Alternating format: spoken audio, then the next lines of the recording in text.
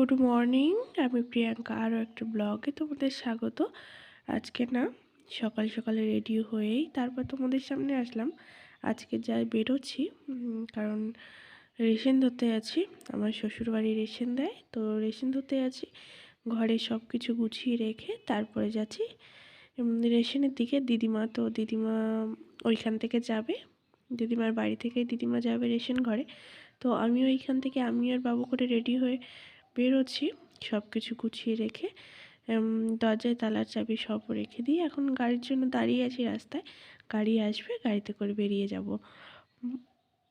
সকাল থেকে এত তাড়াহুড়ো করে কাজ করেছি না, সে আর কি বলবো। আর এসে দেখি এত লাইনের ভিড়, আর দিদিমা এই যে দাঁড়িয়ে আছে। দিদিমা না প্রথমে লাইন দিয়েছিল রেশনের জন্য, এই যে ব্যাগ সব পড়ে আছে।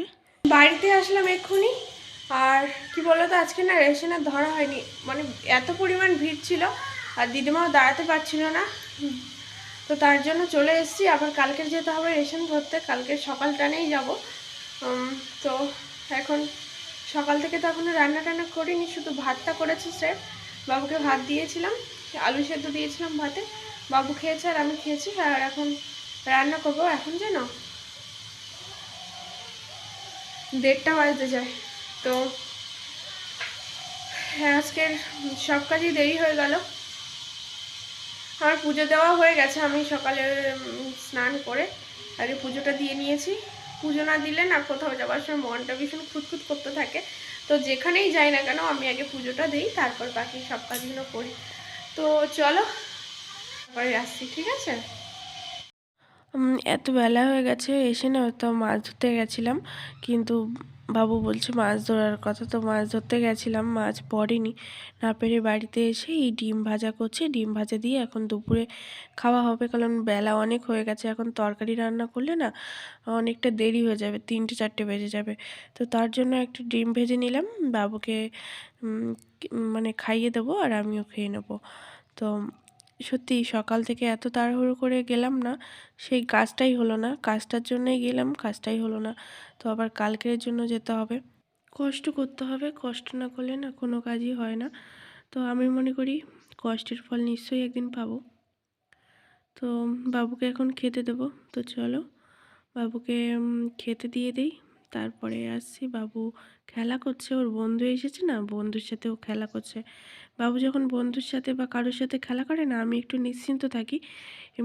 কারণ ও সবসময় আমার কাছে এখন আসে না, ও একজনের সাথে শুধু খেলা করতে থাকে।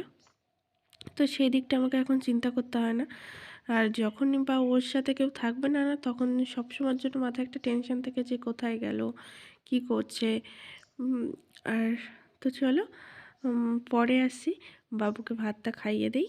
তারপরে ভাত খাওয়ার পরে না ঘুমিয়ে গেছিলাম, অনেক দিন পরেই ঘুমালাম দুপুরে। আমি তো তেমন দুপুরে ঘুমাই না।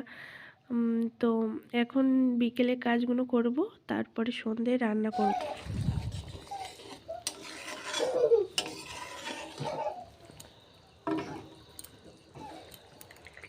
একটার মতো রান্না কমপ্লিট করে নিলাম। আজকে শুধু রান্না করেছি, টমেটো ছিল বাড়িতে, তো টমেটো দিয়ে শুধু এমনি চাট মতন করলাম, মাখা মাখা মতন। আর ডিম ভেজেছি, একটা ডিম ছিল, তো বাবুকেই ভেজে দেবো, বাবু খেয়ে নেবে। তো চলো ভাতটা খেয়ে নিয়ে তারপরে আসছি, তোমাদেরকে একবার দেখিয়ে দিই, ঠিক আছে? এই দেখো তরকারি করেছি আর ডিম ভাজা। আজকে না দিনটাই শুধু ডিম ভাজা করেই খাওয়া হলো, দিনেও খেলাম রাত্রেও। তারপরে খাওয়ার পরে বাবুকে একটু বই নিয়ে বসাচ্ছিলাম, বাবু বই পড়ছিল। ও ঠান্ডায় না বলছিল আগে ভাত খাবে তারপরে বই পড়বে। তো ওকে আগে ভাত খাইয়ে দিয়েছে, তারপর বসেছি বই পড়তে। কিছু সময় বই পড়ার পর আমরা বিছানার মধ্যেই বসে আছি, বিছানা কমপ্লিট করে। আর এই যে বাবু, এই দেখো বাবু শুয়ে পড়েছে। এই ঘরের মধ্যে না ভীষণ ঠান্ডা, তার জন্য বাবুকে এই যে টুপি পরিয়ে দিয়েছি। আর দেখবে মশারির গায়ে পুরো চারিদিকে কি কি দিয়ে সব টাঙিয়ে রেখেছি, মানে এত পরিমাণ ঠান্ডা পড়েছে, এত পরিমাণ। তো তার জন্য জানলা থেকে না ঠান্ডা হাওয়া ঢোকে। তো তার জন্য চলো তোমাদের দেখাই। ওই যে জানলার দিকে একটা কাঁথা মেলিয়ে দিয়েছি, আর বাবু যেখানে ঘুমায় না তার উপরে একটা কম বেডশিট মতন ওর উপরে দিয়ে দিয়েছি, নাহলে ভীষণ ঠান্ডা, বাবুর ঠান্ডা লেগে যায়। দেখলে চারিদিকটায় পুরো মানে জানলার দিকটায় পুরোটা চাপিয়ে দিয়েছি, কারণ হাওয়া ঠান্ডা হাওয়াটা যাতে না ঢোকে। চলো বন্ধুরা, আজকের মতো ভিডিওটা এখানে এন্ড করছি। দেখা হচ্ছে আগামীকাল ভালো কোনো ব্লগের সাথে। সবাই ভালো থাকো, সুস্থ থাকো। টাটা, টাটা দিয়ে দাও, টাটা।